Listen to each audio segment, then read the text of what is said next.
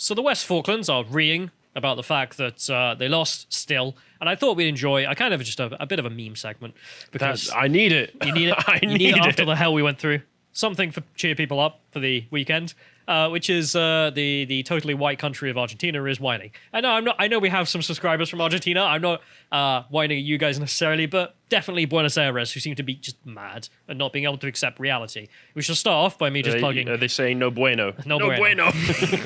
We'll start off with this video here, the Mother of All Parliaments, which I thought I'd plug on lotuseaters.com. Please do go over to subscribe to support us over there. And of course, this little clip here of the fact that that's the British response upon the call coming out that the Argentines would surrender. I don't know if you've seen this clip.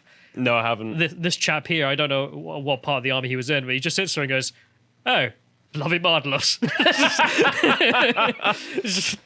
that's a clip. British response. Yeah. Moving forward, though, we shall see the British news on this. Of course, the British version of events being that this time of year is also a chance for an opportunity for joy or remembrance, depending on how you're dealing with the subject matter. Of course, as you can see there, there's a big ass statue there of one of the what do they call it, the Yompa, Yompa, the Young Officers March, blah blah blah blah blah.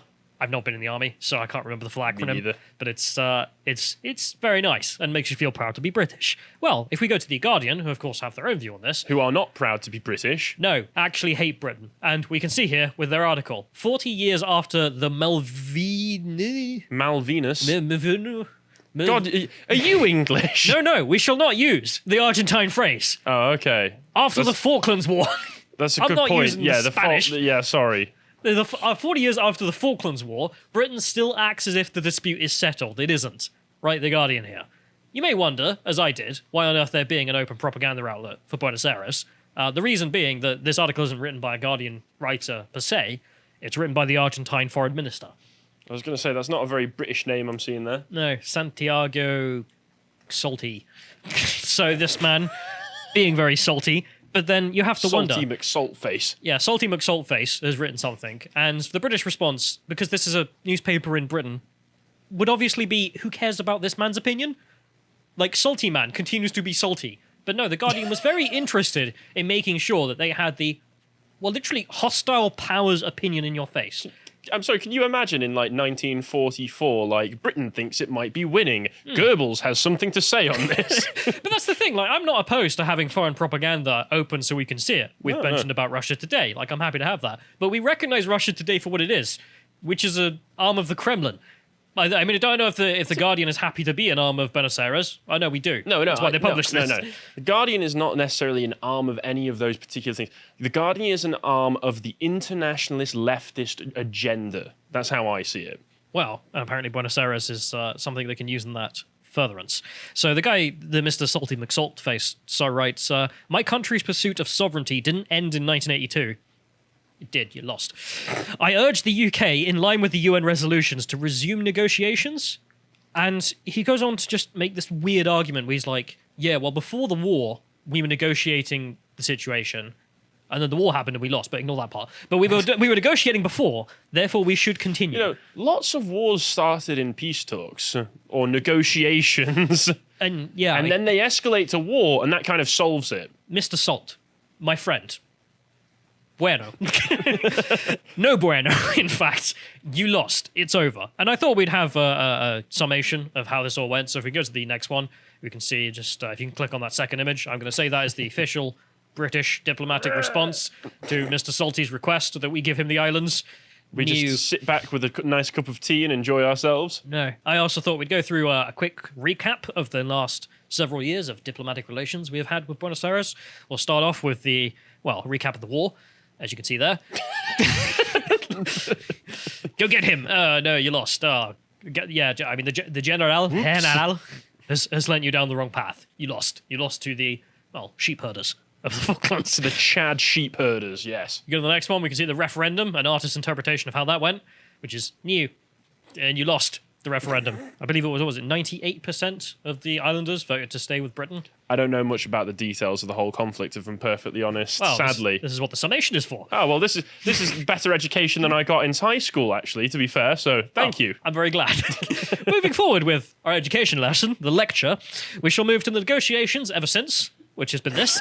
Just, here you go. Just to remind you, It's called the Falklands. I think Losers. all history should be educated in memes now. Yeah, and if we go forward again, we can see Argentine politics ever since this negotiation. Man frantically yelling, Argentina is white, Argentina is white. I'm sure it is. You may wonder what all the white stuff is about. Yep. It's mostly, like, no one cares in Britain, of course, about skin color, but apparently Argentinians, or at least Buenos Aires, does about this. So it's just a funny meme. Oh, Just to say they're not white. So Look at all these white people. like, it's just funny to do. If we go to the next one, of course, we can see the British response to them in future has just been ignore Argentinian posts, ignore Argentinian threads, except when they publish it in the British newspaper. I don't know why they thought, well, the Guardian thought they could get away It's with the this. Guardian. It's the Guardian. I also love the white pride. Again, I love the memes. It's good memes. If we move forward, we can also see the fact that these memes are actually quite relevant because, of course, there's the sun on the flag of Argentina. It's a soy face. Do you notice? It is a little bit, actually. Yeah. Let's go to the next one. Literal soy jack.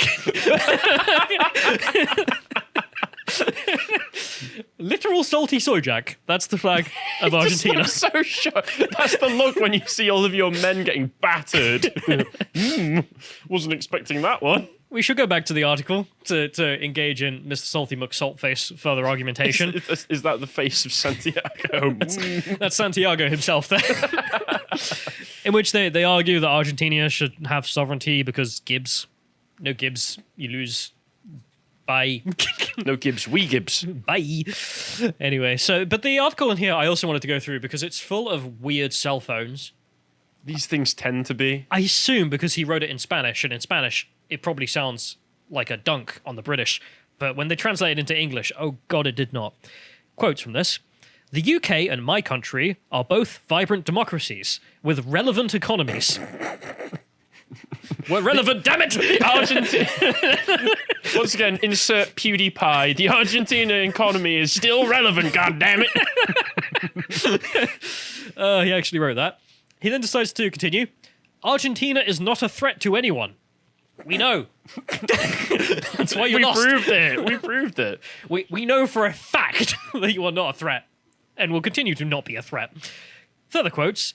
The UK maintains a major military base in the South Atlantic, carries out periodic military exercises in the disputed area, and maintains restrictions on the sale of dual-use military items to Argentina.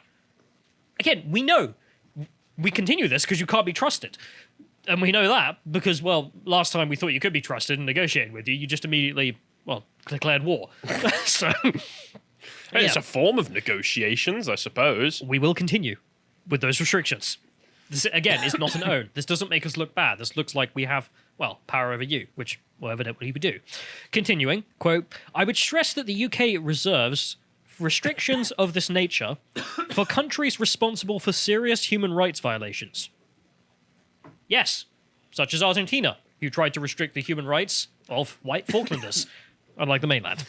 We'll move to the next quote, which is, the UN calls for solving the sovereignty dispute by peaceful means.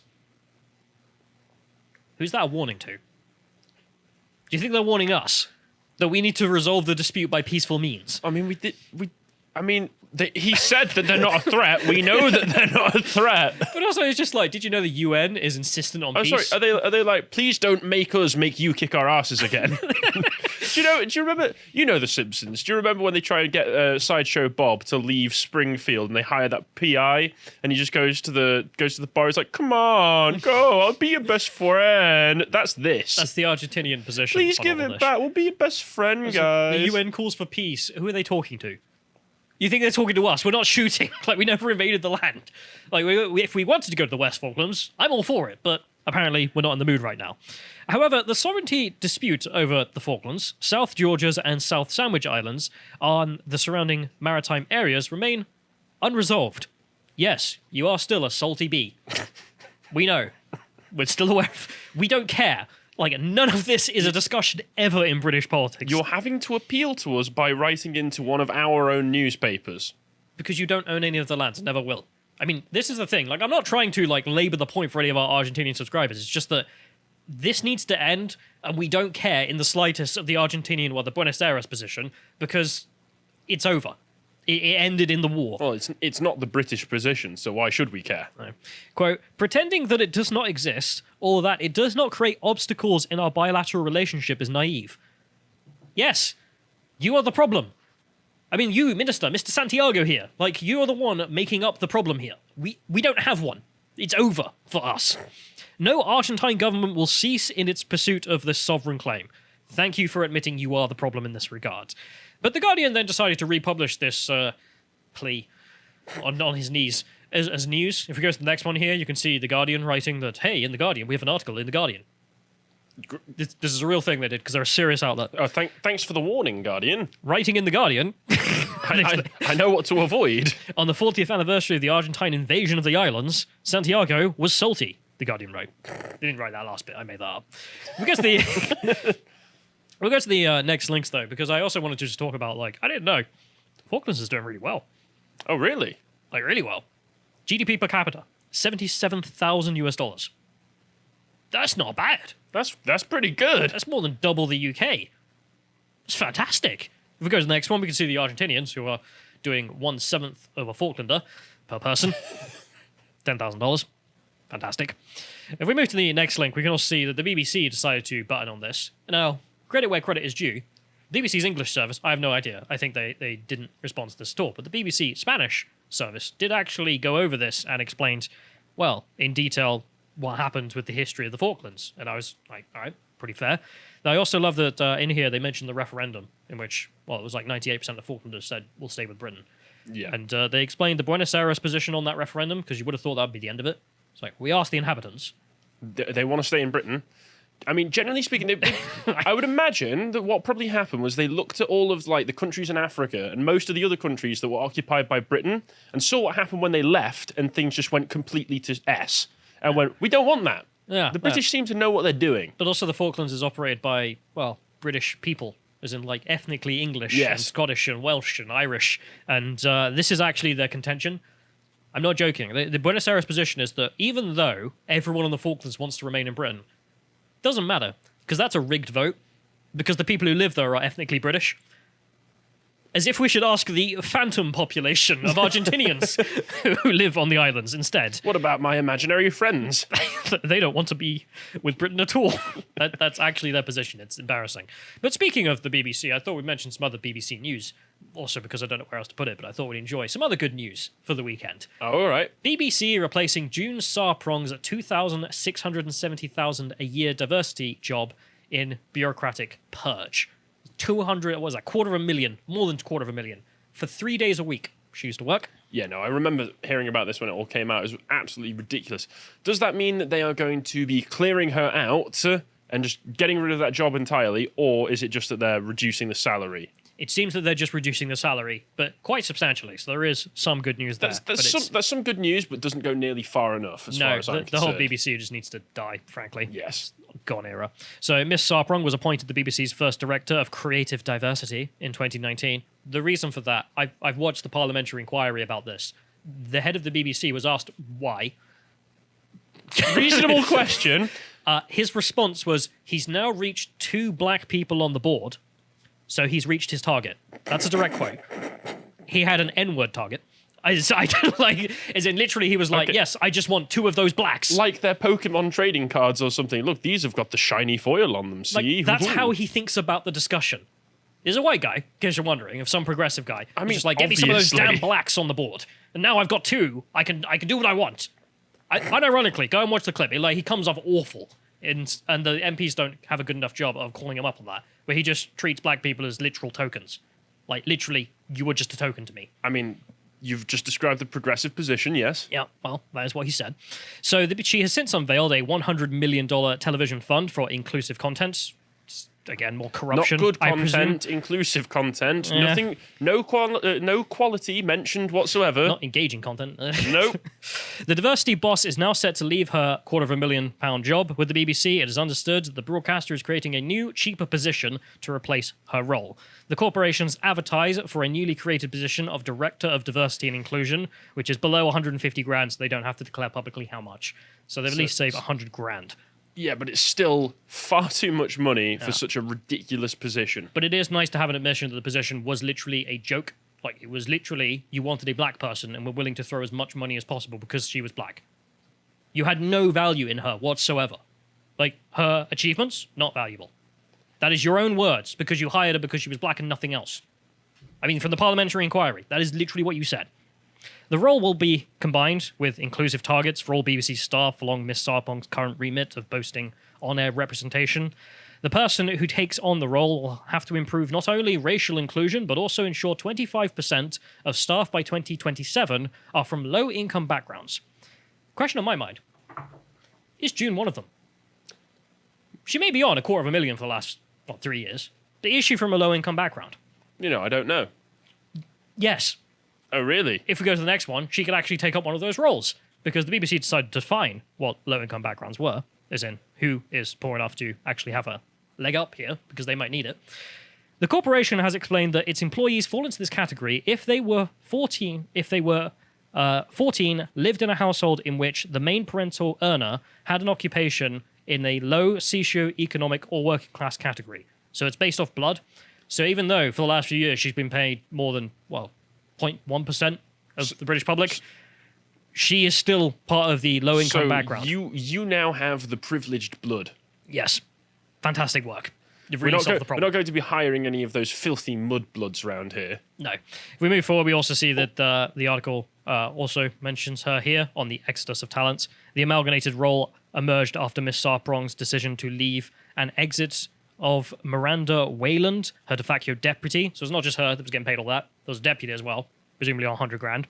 And as well as the departure of Anne Foster, who last year swapped her position as diversity boss for the BBC for a similar role at the Houses of Parliament. Fantastic.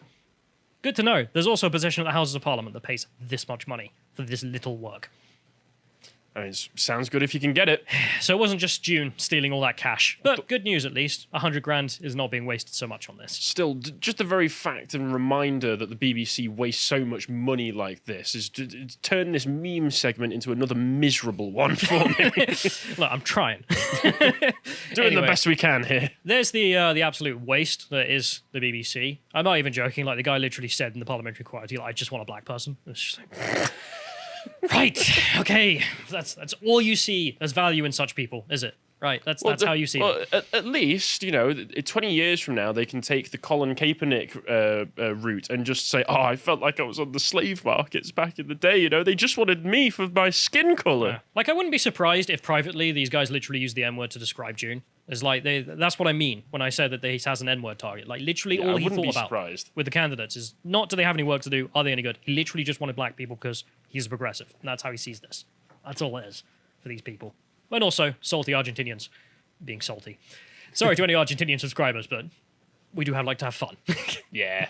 If you appreciated that segment from the podcast The Lotus Eaters, you can go to lotuseaters.com to get access to all the content we have on the site, such as this article by Bo Day on Will Smith is not suicidal. Trust me, bro. But also, if you'd like to follow what else we're bringing out, you can follow us on Getter at lotuseaters_com on Getter. Thank you and goodbye.